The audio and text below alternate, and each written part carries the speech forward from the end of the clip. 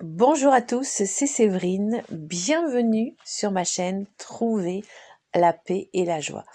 Aujourd'hui, c'est le troisième volet pour vous motiver à aller à la Sainte Messe tous les dimanches ou tous les samedis, voire tous les samedis et dimanches. Donc, après avoir vu dans le premier volet, premier podcast, pourquoi c'était important d'aller à la messe, on a vraiment compris que c'était un rendez-vous d'amour que nous donnait Jésus. Et il veut vraiment, en fait, il nous offre son corps qui va vraiment nous fortifier tout au long de la semaine contre vraiment toutes les épreuves et les tentations. Le deuxième podcast, je vous expliquais comment bien se préparer pour participer activement à la messe, être vraiment présente. Et là, aujourd'hui, je vais vous donner tous mes conseils pour tenir sur la durée. Donc, je rappelle qu'on va à la messe, non pas par obligation, on va dire, intellectuelle, mais on y va parce qu'il y a la personne qui nous aime le plus au monde, Jésus, qui nous donne rendez-vous tous les dimanches. Donc c'est un rendez-vous d'amitié, c'est un rendez-vous d'amour.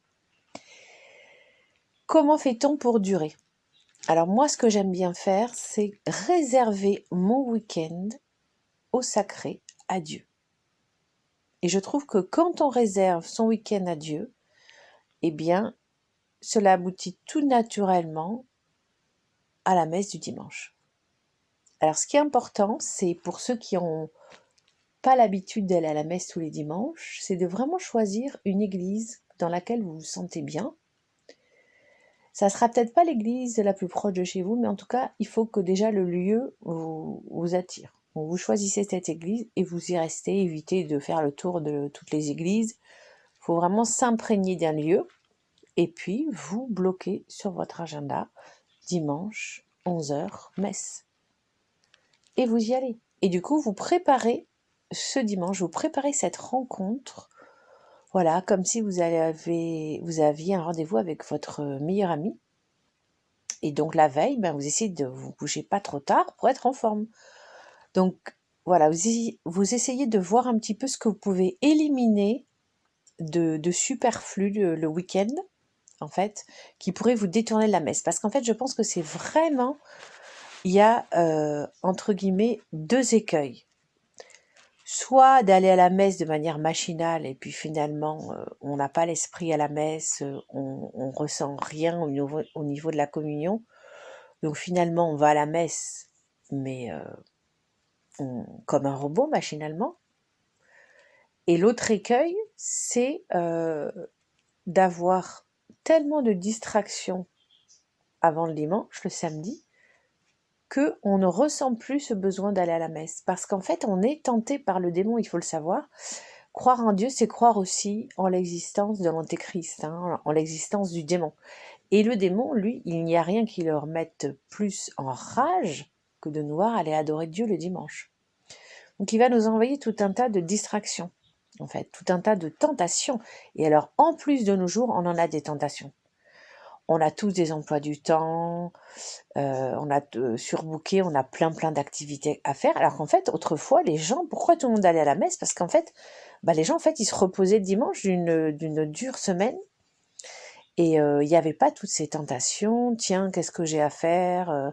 Qu'est-ce que je vais faire ce soir? Je vais regarder la télé, je vais regarder la dernière série, je vais consulter les réseaux sociaux. Non, les gens, en fait, ils se couchaient.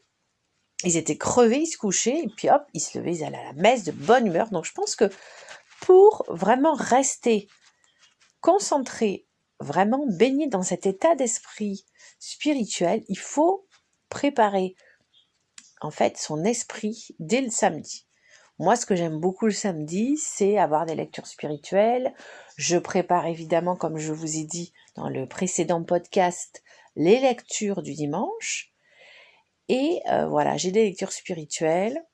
Vous pouvez lire L'appel à l'amour de sœur Josepha Menedes, ou encore Le petit journal de Sainte Faustine. Vraiment toutes ces grandes mystiques qui étaient des grandes amoureuses de Jésus et qui d'ailleurs la plupart d'entre elles sont mortes, à 33 ans, vraiment l'âge de Jésus, tellement elles étaient en communion avec leur époux. Donc vraiment, préparez-vous, mettez-vous dans des bonnes conditions spirituelles, évitez les tentations et vous verrez que le rendez-vous du dimanche, ça sera un vrai bonheur. Voilà, c'est tout pour aujourd'hui. J'espère que ce podcast vous a inspiré. Merci de le liker et de le partager autour de vous pour diffuser la joie et la paix du Christ. Soyez bénis. Très bon dimanche, très bonne messe et à bientôt.